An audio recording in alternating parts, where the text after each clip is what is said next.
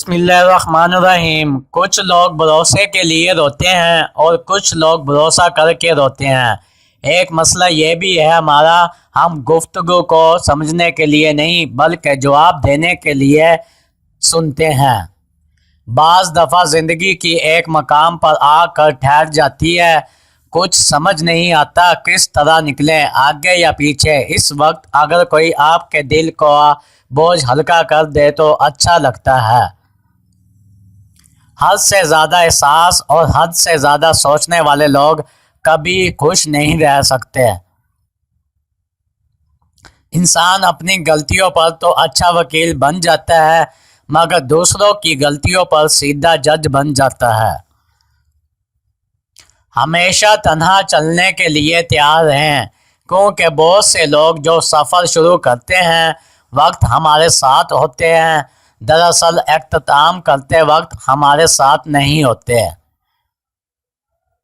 زندگی بڑی بے اعتبار سی چیز ہے، کون کب کہاں ساتھ چھوڑ جائے کوئی نہیں جانتا۔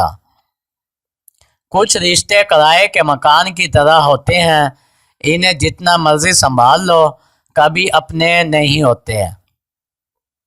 بعض لوگ کہتے ہیں کہ میں غلط بات بالکل برداشت نہیں کرتا، در حقیقت غلط بات ہی تو برداشت کرنے والی ہوتی ہے، ورنہ اچھی بات تو برداشت کرنے کی ضرورت ہی نہیں پڑتی۔